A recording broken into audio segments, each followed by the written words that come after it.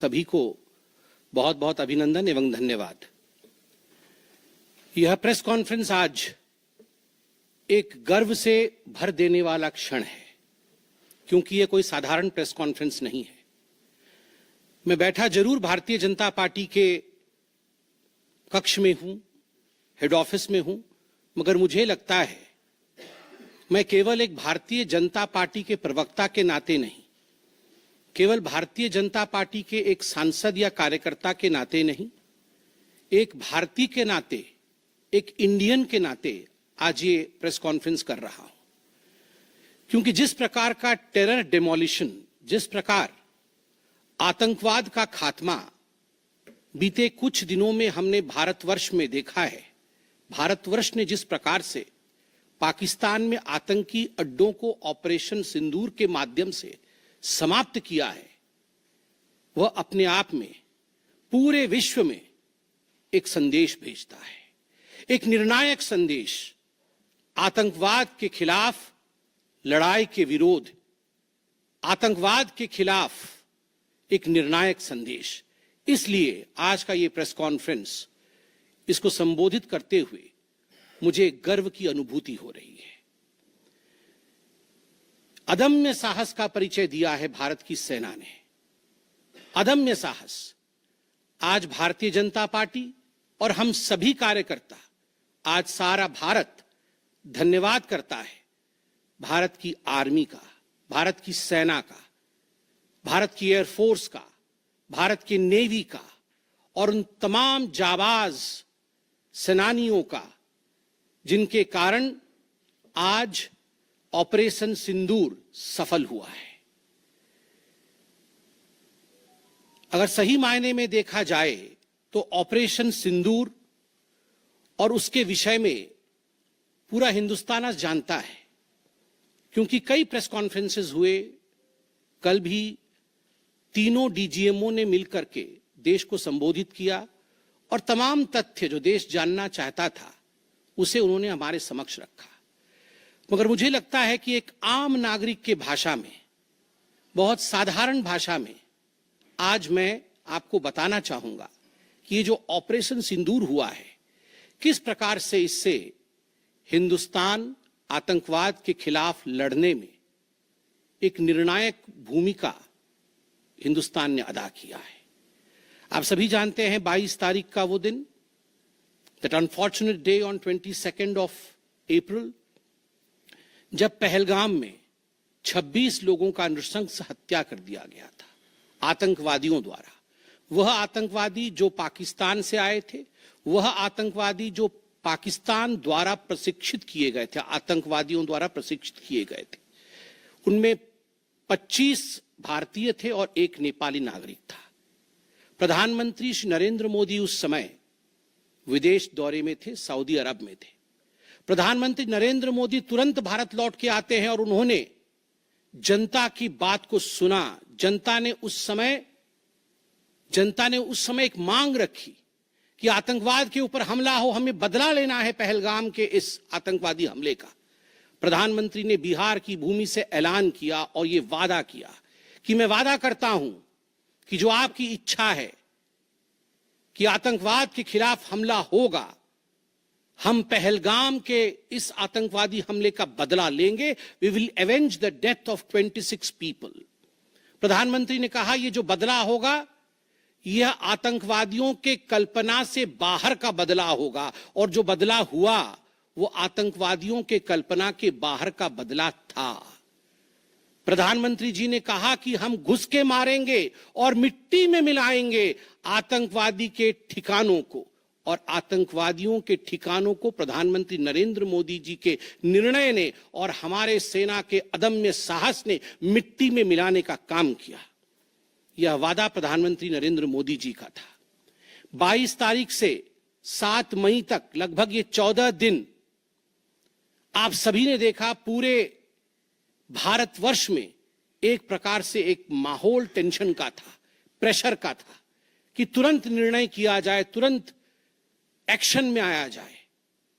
बहुत सूझबूझ के साथ, सोच समझ करके, स्ट्रैटेजी के साथ पाकिस्तान भी जानता था कि हमला होगा, एयर स्ट्राइक पहले हो चुका था, किस प्रकार सर्जिकल स्ट्राइक पहले हो चुकी थी।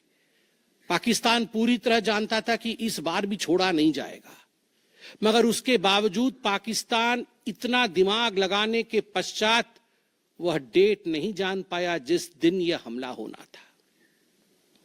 22 तारीख से 7 तारीख के बीच में कुछ नॉन मिलिट्री एक्शंस जिन्होंने पाकिस्तान को कमजोर किया, वह प्रधानमंत्री नरेंद्र मोदी जी ने और भारत की सरकार ने लिया।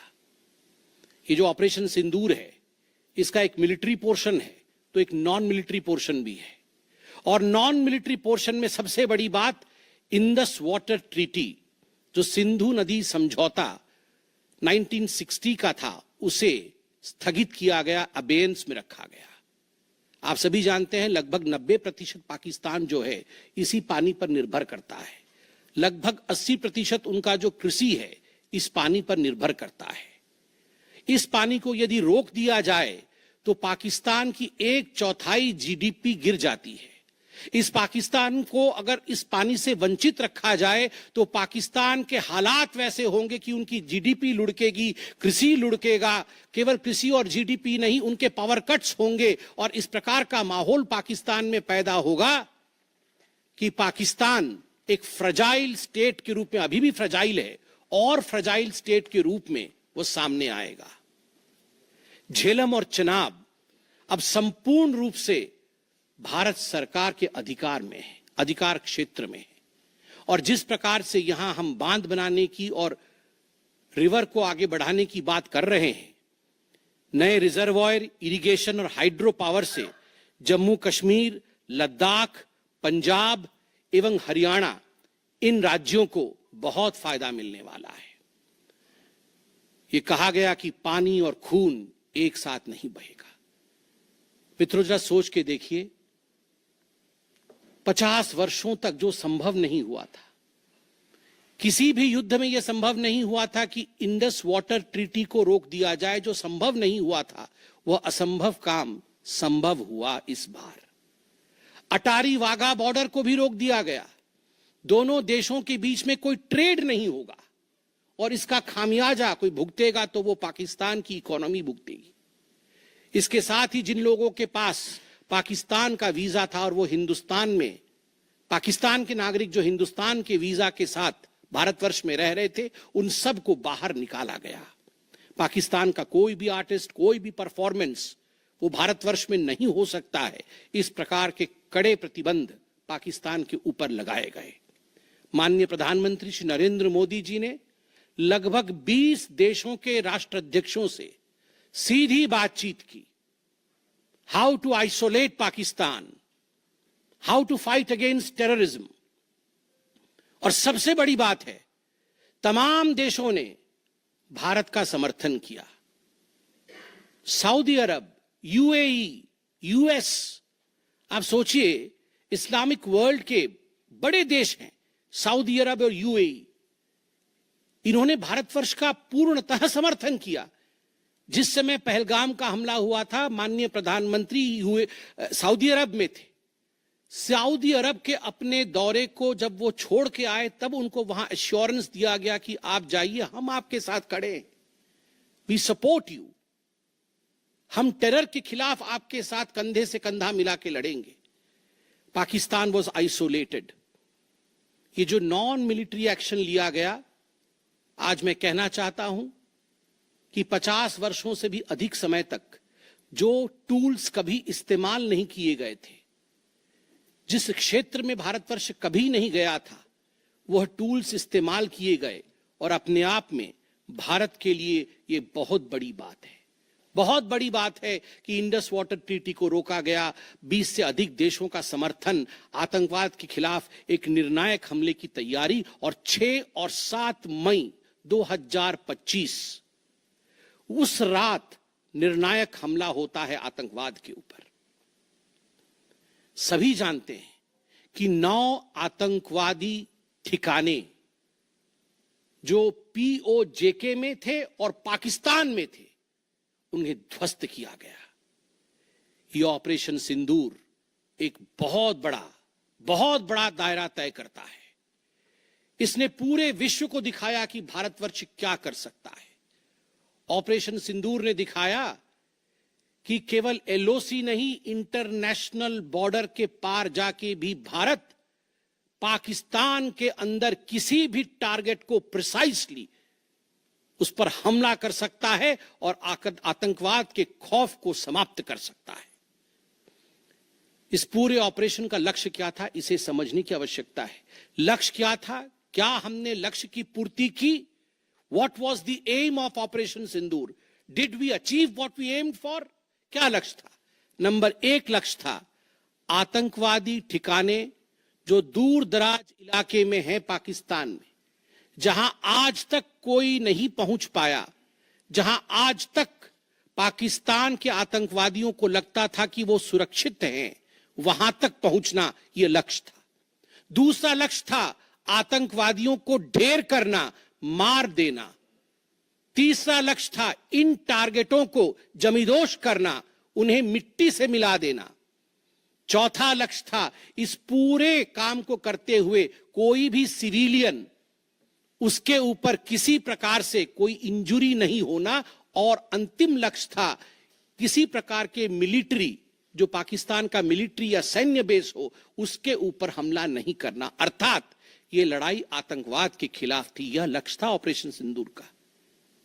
This was a fight against terrorism and terrorists. क्या हम लक्ष्य को पा पाए? आप देखिए, जब यह हमला हुआ तो 9 ठिकाने ध्वस्त हुए, उनमें 5 POJK में थे, पाक ऑक्यूपाइड जम्मू कश्मीर में, और 4 पाकिस्तान में थे। सबसे बड़ी बात है, पहली बार पंजाब प्रोविंस, जो कि पाकिस्तान का एक बहुत स्ट्रेटेजिक लोकेशन है, पंजाब प्रोविंस उनका हृदय है पाकिस्तान का, उसके अंदर भारतवर्ष घुस करके आतंकवादियों का सफाया करता है। यह अपने आप में छोटी बात नहीं है। This is a big achievement as far as Operation Sindoor is concerned. लश्कर तैयबा, जैश-ए मोहम्मद, हिजबुल मुजाहिदीन, इनके ठिकाने ध्वस्त होते हैं। और मैं यहां वो नाम पढ़ना चाहूंगा। ये जो 9 नाम है, 9 आतंकवादी ठिकाने, मैं आज देश से अपील करना चाहूंगा, तमाम भारतीयों से अपील करना चाहूंगा कि ये नाम हमें स्मरण करना है।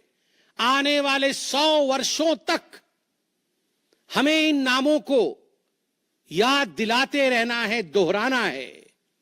जब भी आतंकवाद सर उठाए तो हमें ये चित्र दिखाने हैं कि तुम्हारा क्या हश्र किया था ऑपरेशन सिंदूर ने, भारत की सेना ने, भारत की राजनीतिक इच्छा शक्ति ने और भारतीयों ने। इसलिए मैं नाम पढ़ना चाहूंगा। सवाई नाला कैंप मुजफ्फराबाद, जो POJK में है, 30 किलोमीटर दूर है एलओसी से, उसे ठिकाना लगाया गया। लश्कर तोयबा का ट्रेनिंग सेंटर था। 20 अक्टूबर 2024 सोनमर्ग में और 24 अक्टूबर 2024 गुलमर्ग में जो आतंकी हमले हुए थे, उसमें यहां से आतंकवादी आए थे। और सबसे बड़ी बात, 22 अप्रैल 2025 को जो आतंकवादी आकर पहलगाम में हमारे नागरिकों को मार के गए थे, हमारी बहनों के माथे से जिन्होंने सिंदूर पोंछने का काम किया था, उनका प्रशिक्षण भी इसी केंद्र में हुआ था, सवाई नाला कैंप मुजफ्फराबाद। सैयदाना बिलाल कैंप मुजफ्फराबाद, ये जैसे मोहम्मद का ट्रेनिंग सेंटर था, ये दूसरा कैंप जो ध्वस्त हुआ। गुलपुर कैंप कोटली, ये एलओसी से 30 किलोमीटर दूर था, लश्कर तैयबा का बेस था। और 20 अप्रैल 2023 को पुंछ में, 9 जून 2024 को जो तीर्थ यात्री को बस में हमला करके मारने का काम किया था आतंकवादी, यहां गुलपुर कैंप से आए थे जो कोटली में है, उसे ध्वस्त किया गया। बरनाला कैंप बिरगढ़, बरनाला कैंप जो 9 किलोमीटर दूर है एलओसी से, उसे समाप्त किया गया। अब्बास कैंप कोटली जो 13 किलोमीटर दूर है एलओसी से, लश्कर तैयबा का फिदाइन सेंटर है और 15 आतंकवादियों को एक साथ ट्रेन कर सकता है, उसे ध्वस्त करके गिराया गया।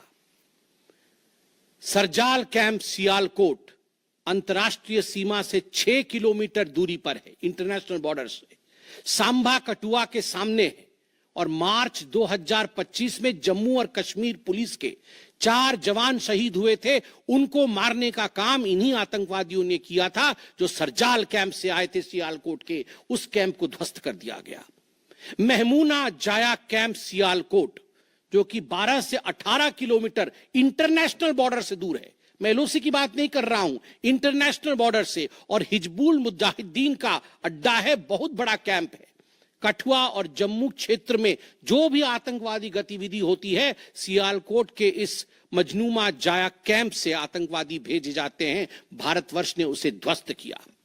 मरकज तैयबा मुरीद के, जो कि अंतर्राष्ट्रीय सीमा से 18 से 25 किलोमीटर दूर है, 2008 के मुंबई का जो हमला हुआ था, 26/11 के नाम से जिसे हम जानते हैं, उसमें जो आतंकवादी आए थे, अजमल कसाब और डेविड हेडली, उनकी ट्रेनिंग मरकज तैयबा मुरीद के में हुआ था। और आज मैं फक्र के साथ कह सकता हूं, गर्व के साथ कह सकता हूं कि भारत की सेना ने, भारत की राजनीतिक इच्छा शक्ति ने और भारतीयों ने मरकज तैयबा मुरीद के को ध्वस्त किया है, समाप्त किया है। मरकज सुभान अल्लाह बहावलपुर इंटरनेशनल बॉर्डर से 100 किलोमीटर की दूरी पे है। विश्व में किसी ने ऐसा नहीं सोचा होगा, पाकिस्तान ने तो सपने में भी नहीं सोचा होगा कि भारत की सेना के पास, भारत की एयरफोर्स के पास और भारत के राजनेताओं के पास ऐसी इच्छा शक्ति होगी कि इंटरनेशनल बॉर्डर से 100 किलोमीटर दूर घुस के वो हमारे आतंकी अड्डे को ध्वस्त कर सकते हैं। मरकज सुभान अल्लाह, जो कि जैशे मोहम्मद का मुख्यालय था, उस मुख्यालय को भारत की वायुसेना ने ध्वस्त किया। यह कोई छोटा विषय नहीं है। यह बहावलपुर एक ऐसा स्थान है जहां यूनाइटेड स्टेट्स, यूएस भी अपने ड्रोन नहीं भेज पाया था। उस जगह पे भारत घुस के मारता है। आज का भारत, आज का नया भारत यही है। ये नाम, जो 9 नाम मैंने पढ़े, हमें याद रखने चाहिए, मगर उन नामों के साथ मैं कुछ और भी बताना चाहता हूं। जो आतंकवादी मारे गए, एक लक्ष्य था आतंक के ठिकानों को, आतंक के अड्डों को सफाई करना, ध्वस्त कर देना। दूसरा लक्ष्य था ऑपरेशन सिंदूर का, आतंकवादियों को चुन चुन कर मारना, उन्हें मिट्टी में मिलाना। 100 से अधिक आतंकवादी मारे गए, 100 से अधिक। मैं कुछ आतंकवादियों के नाम पढ़ता हूं जिनको कि हम डिस्कस करते थे डिबेट्स में, टीवी पे, यूएन में, जिनको कि यूएस ने भी कंडेम कर रखा था। मैं नाम पढ़ रहा हूं। मुदस्सर कादियान खास उर्फ मुदस्सर उर्फ अबू जुंदाल। अबू जुंदाल नाम से हम जानते थे इस आतंकवादी को। और जो लश्कर तैयबा का आतंकवादी था, वो मरकजे तैयबा का जो मुरीद के में है, उसका इंचार्ज था। जब वो मरा तो उसके गार्ड ऑफ ऑनर, उसका जो जनाजा निकला, उसमें पाकिस्तान के आर्मी के अधिकारी थे, पाकिस्तान आर्मी के चीफ थे, पंजाब सीएम मरियम नवाज भी उसमें रही। आप सोचिए, ये एक सरकारी जमीन पर हुई और तमाम बड़े लोग, सरकारी लोग पाकिस्तान के उसमें शामिल हुए, जिससे कि यह सिद्ध होता है कि terror and the sponsors of terror are hand in glove together. आतंकवादी और जो आतंकवादियों को बढ़ावा देने वाले, वो एक साथ काम करते हैं। दूसरा, हाफिज मोहम्मद जमील, ये जैशे मोहम्मद का आतंकवादी है। ये ब्रदर इन लॉ, साला था मौलाना मसूर अजहर का, और इंचार्ज था मरकज सुभान अल्लाह बहावलपुर का, वह भी मारा गया। तीसरा आतंकवादी मोहम्मद यूसुफ अजहर उर्फ उस्ताद जी उर्फ मोहम्मद सलीम उर्फ घोशी साहब, जैसे मोहम्मद का नामी आतंकवादी, और यह भी मौलाना मसूद अजहर से जुड़ा हुआ था और यह वेपन ट्रेनिंग देता था जैशे मोहम्मद का। और सबसे बड़ी बात, IC 184 के हाईजैकिंग में इसका हाथ था। IC 814 के हाईजैकिंग में इसका हाथ था, वह भी मारा जाता है। चौथा आतंकवादी खालिद उर्फ अबू अक्स का। खालिद ये लश्कर तैयबा का आतंकवादी था, फैसलाबाद में मारा गया और वहां उसका फ्यूनरल होता है। अब मैं ये तस्वीर दिखाना चाहूंगा, आप ये तस्वीर देखिए। ये तस्वीर कोई साधारण तस्वीर नहीं है, यह तस्वीर है उन आतंकवादियों का जिनका जनाजा निकला। और इस तस्वीर में मैं दिखाना चाहूंगा कि ये जो खड़ा है सामने व्यक्ति, इस व्यक्ति का नाम है, ये एलईटी का कमांडर है, लश्कर तैयबा का कमांडर है अब्दुल रऊफ। अब्दुल रऊफ जो खुद एक स्पेशली डेजिग्नेटेड ग्लोबल टेररिस्ट, जिसको यूएस के ट्रेजरी बेंच ने डेजिग्नेट कर रखा है, अमेरिका के ट्रेजरी बेंच ने इसे आतंकवादी घोषित कर रखा है, वह सामने खड़ा है जनाजे में। और उसके पीछे जो खड़े हैं, मैं एक एक करके नाम पढ़ता हूं। लेफ्टिनेंट जनरल फैयाज हुसैन शाह, जो कि लेफ्टिनेंट जनरल है पाकिस्तान आर्मी के। मेजर जनरल राव इमरान सरताज, जो कि मेजर जनरल है पाकिस्तान आर्मी के। ब्रिगेडियर मोहम्मद फुरकान शब्बीर, पाकिस्तान आर्मी के। Doctor Usman Anwar, IGP Punjab. और मलिक सोहेब अहमद बर्त, member of provincial assembly of Punjab. ये बड़े बड़े लोग, तथाकथित सरकार के बड़े बड़े लोग पाकिस्तान के आतंकवादियों के जनाजा में शामिल होने आए हैं। और जनाजे को लीड कर रहा है एक आतंकवादी, डेजिग्नेटेड आतंकवादी। और आप देखिए ये बिफोर और आफ्टर, ये जितने भी मैंने आपको अभी आतंकवादी ठिकानों का नाम बताया, किस प्रकार उनकी परिस्थिति थी और क्या उनकी परिस्थिति हुई, यह इस तस्वीर से हम देख सकते हैं। तो उद्देश्य मैं बता रहा था, ऑपरेशन सिंदूर का उद्देश्य बहुत स्पष्ट था। उसका उद्देश्य था आतंकवाद के ठिकाने को ध्वस्त करना, आतंकवादियों को मारना और आतंकवाद के खिलाफ एक संदेश भेजना। और उसमें हम सफल हुए। पहली बार एक बात पूरे विश्व ने देखा कि पाकिस्तान का हर इंच भारत के पहुंच के अंदर है। कोई कोना पाकिस्तान का ऐसा नहीं है जो भारत के पहुंच से बाहर हो।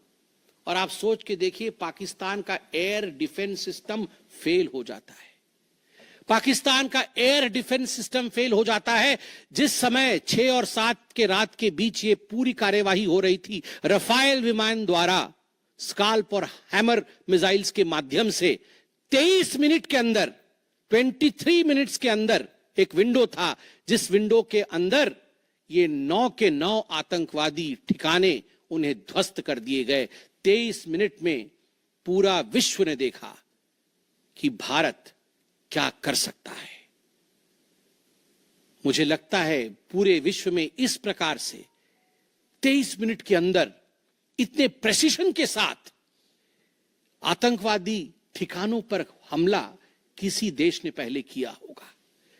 और जब यह पूरा एक्सरसाइज समाप्त हुआ, उसके बाद जब हमारे एमईए ने, हमारी आर्मी ने प्रेस कॉन्फ्रेंस किया, तो उसमें कुछ 4 शब्द बहुत महत्वपूर्ण थे। वो 4 शब्द हैं controlled, precise, measured, non escalatory.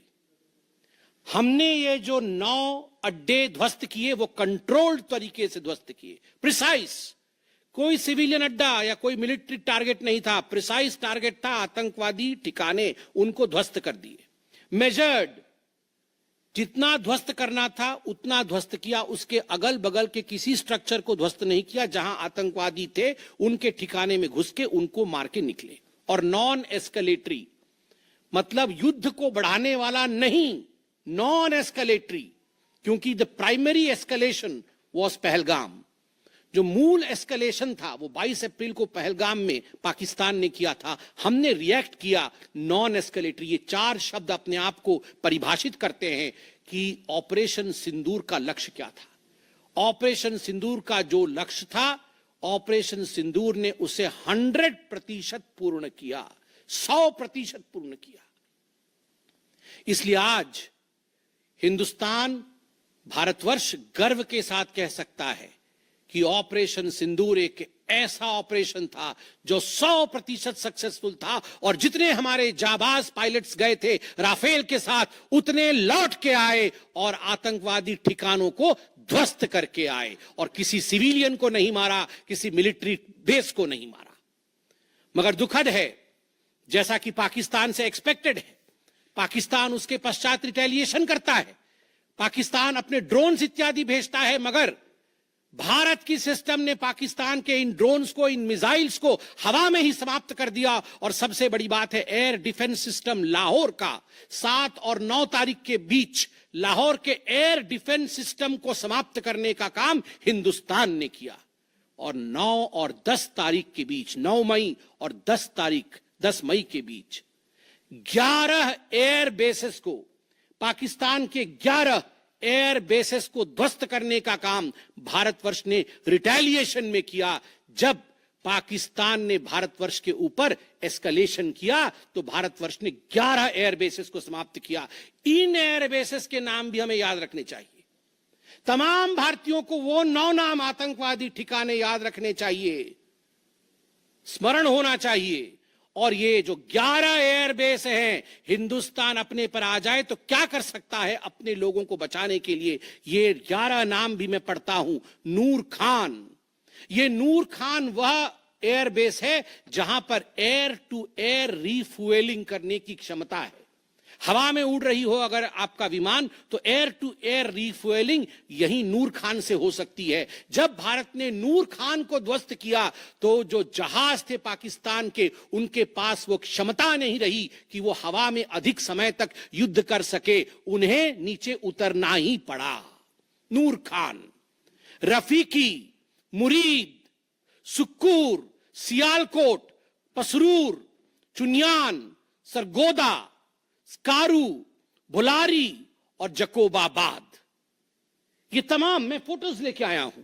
Jacobabad का ये फोटो देखिए, क्या था पहले और क्या हुआ बाद में, क्या था पहले और क्या हुआ बाद में। आप देख सकते हैं परखच्चे उड़ गए। यह है प्रिसीशन ऑफ इंडियाज अटैक। तमाम फोटो हैं यहां पे, किस प्रकार से हमने एक एक करके उनके एयर बेसेस को समाप्त किया। आप देख सकते हैं सारे एयर बेसेस के हम फोटो लेके आए हैं, जकोबाबाद से लेके बाकी तमाम। क्योंकि आपने ये सब देखा हुआ है, मैं अधिक समय नहीं लूंगा। आर्मी ने आपको दिखाया है, डीजीएमओज ने आपको दिखाया है, इसलिए मैं इसको आपको दिखा के दोबारा, I would not like to take much time, but मैं रिमाइंड करना चाहूंगा कि 11 एयर बेसेस को हमने ध्वस्त किया।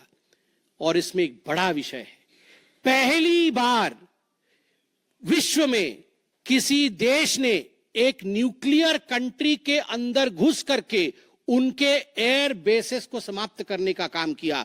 पाकिस्तान एक न्यूक्लियर कंट्री है, उसके अंदर घुस करके उनके एयर बेसेस को 20% पाकिस्तान के एयरफोर्स के इंफ्रास्ट्रक्चर को भारतवर्ष ने नाकाम कर दिया। 20% of PAF's infra was destroyed by India. Just imagine, एक न्यूक्लियर कंट्री है, उसमें घुसकर मारना, यह अपने आप में पूरे विश्व में पहला इंस्टेंस है। और भुलारी एयरबेस में 50 PAF पाकिस्तान एयरफोर्स के जवान मारे गए, जिसमें स्क्वाड्रन लीडर उस्मान यूसुफ भी मारे गए। कुल मिलाकर के 9 आतंकी ठिकाने, 11 एयरबेस, 100 से अधिक आतंकी, 50 जवान और अपनी इज्जत, यह पाकिस्तान ने खोया है। I repeat, what Pakistan has lost via Operation Sindoor. 9 आतंकी ठिकाने, बड़े बड़े आतंकी ठिकाने, 11 एयरबेस, 100 से अधिक आतंकवादी, 50 से अधिक जवान और अपनी इज्जत, यह पाकिस्तान ने खोया है। यह झटका पाकिस्तान सह नहीं पाया और उनके डीजीएमओ का 10 तारीख को ही फोन आया। और उसके पश्चात मैं कहूंगा यह सीज फायर नहीं, यह एक अंडरस्टैंडिंग है। यह एक अंडरस्टैंडिंग है कि यदि भविष्य में किसी प्रकार का कोई भी आतंकी हमला होता है तो ये अंडरस्टैंडिंग तोड़ दी जाएगी। हमने करके दिखाया है, जो पहले कभी नहीं हुआ था वो हुआ है इस बार, अंदर घुस के मारा है हमने, ये एक अंडरस्टैंडिंग है। और सबसे बड़ी बात है, पाकिस्तान में उनके मौलाना, उनके मौलवियों ने पाकिस्तान का साथ नहीं दिया, मगर हिंदुस्तान की एकता देखिए, हिंदुस्तान का भाईचारा देखिए। पूरा देश एक होकर खड़ा हुआ, पूरा देश सेना के पीछे, सेना के अदम्य साहस के पीछे, हमारी राजनीतिक इच्छा शक्ति के पीछे पूरा भारत एक होकर खड़ा हुआ। और आज मैं कहना चाहता हूं कि आज पाकिस्तान पूरे विश्व में अलग थलग पड़ा है। पहले भी ऐसे वक्त थे, अनेकों प्रयास भारतवर्ष करता था। पहले हम सबूत देते थे, प्रयास करते थे डोजियर के माध्यम से पाकिस्तान को प्रूफ दे आतंकवाद का। वो डोजियर लेती थी मगर उस पर काम नहीं करती थी। मगर आज नए भारतवर्ष ने पाकिस्तान को बख्शा नहीं है। आतंकवाद के खिलाफ एक निर्णायक लड़ाई हुई है और प्रधानमंत्री जी ने स्पष्ट कहा है, वहां से यदि गोली आती है तो यहां से गोला जाएगा। इसी के साथ मैं अपने वक्तव्य को समाप्त करता हूं। कोई प्रश्न हो तो अवश्य पूछें। कमलेश जी।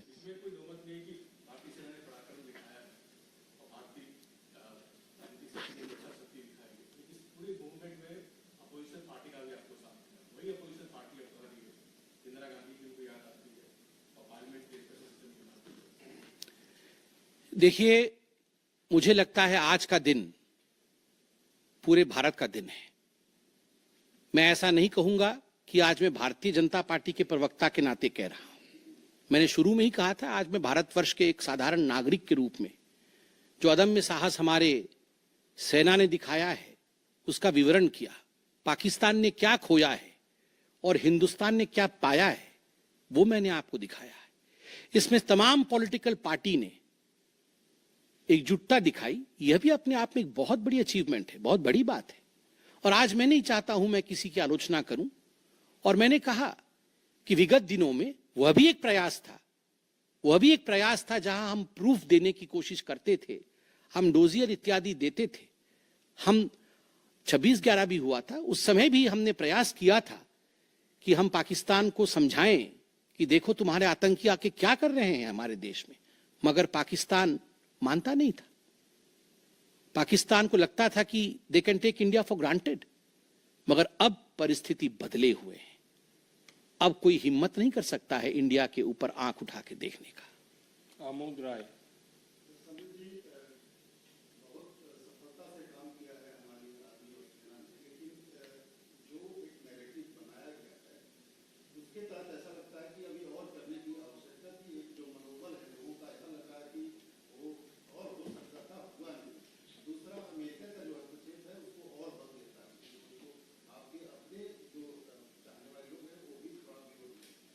आपके दो प्रश्न हैं। पहला प्रश्न है कि बहुत सारी सफलताएं रहीं मगर लोगों के मन में और की इच्छा थी। दूसरा प्रश्न हस्तक्षेप को लेकर है। मैं दोनों का सटीक उत्तर दूंगा। नंबर 1, मैंने आपको इस प्रेस कॉन्फ्रेंस के माध्यम से आरंभ में ही बता दिया कि ऑपरेशन सिंदूर का लक्ष्य क्या था। ऑपरेशन सिंदूर के जो लक्ष्य थे, जो लक्ष्य परिलक्षित थे, वो प्रधानमंत्री जी ने डे 1 को ही बता दिया था। आतंकवाद के ऊपर हमला, कल्पना से परे सजा आतंकवादियों को, चुन चुनकर मारना और उनके अड्डों को ध्वस्त करना। और सेना के अदम्य साहस ने यह करके दिखाया। आतंकवादी अड्डे ध्वस्त हुए, आतंकवादी मारे गए। यह हमारा परिलक्षित लक्ष्य था। हमने अपने लक्ष्य को प्राप्त किया।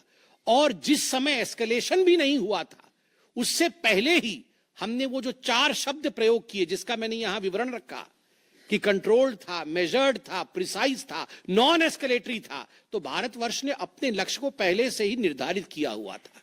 इसलिए आपका यह कहना कि कुछ और होना था, मुझे लगता है कि हमने जो करना था वो हमने पहले भी कहा, करके भी कहा और उसे 100% हासिल किया। Operation Sindoor was 100% successful operation. 100% सफलतापूर्वक किया गया एक मुहिम था, एक ऑपरेशन था ऑपरेशन सिंदूर। जनेंद्र सर, जो आपसे पूछा भी गया वो दूसरा सवाल है, इस पर भी सवाल उठ रहे हैं और खासतौर पर शुरुआत हुई कि ट्रंप ने ऐलान किया इस सीज फायर को लेकर। कांग्रेस इसको लेकर सवाल उठा रही है और बल्कि इसमें जस्ट एक जोड़ दूं, जो बीएसएफ का जवान पाकिस्तान की कस्टडी में है, उसको लेकर कांग्रेस जो है डोनाल्ड ट्रंप से सवाल पूछ रही है कि वो कब रिहा होगा। इस पर आप क्या जवाब देना चाहेंगे? देखिए, पहली बात तो है, जहां तक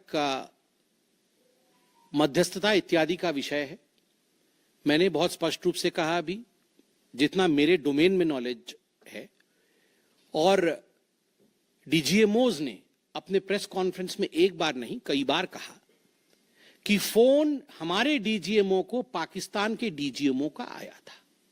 पाकिस्तान के डीजीएमओ ने कहा कि there should be some kind of stoppage, और चूंकि हमारा लक्ष्य पूर्ण हो चुका था, हम तो शुरू से ही एस्केलेशन के फेवर में नहीं थे। एस्केलेशन नहीं होना चाहिए था, नॉन एस्केलेटरी था। पाकिस्तान के डीजीएमओ ने फोन किया।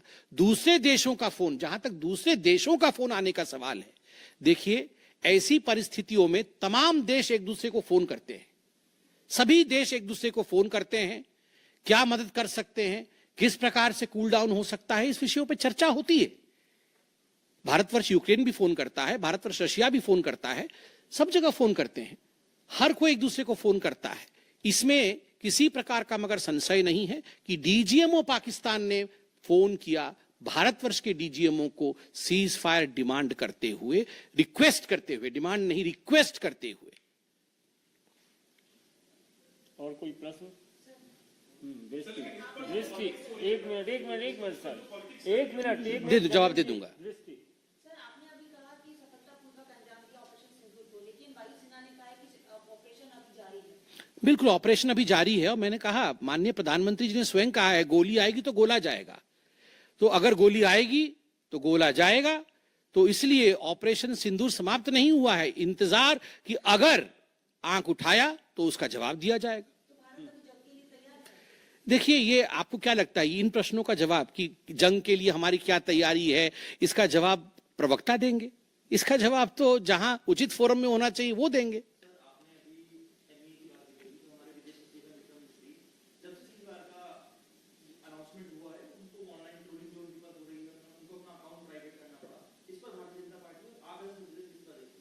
देखिए, मैं बहुत स्पष्ट रूप से बता दूं, ये आज की जो प्रेस कॉन्फ्रेंस हो रही है, ऑपरेशन सिंदूर को लेकर हो रही है, उसके सफलता को लेकर हो रही है। और तमाम लोग जो ऑपरेशन सिंदूर से जुड़े हुए थे, चाहे वो सेना हो, चाहे वो हमारी राजनीतिक घटक हो, चाहे वो हमारे ब्यूरोक्रेट्स हो, उन सभी का सलाम है।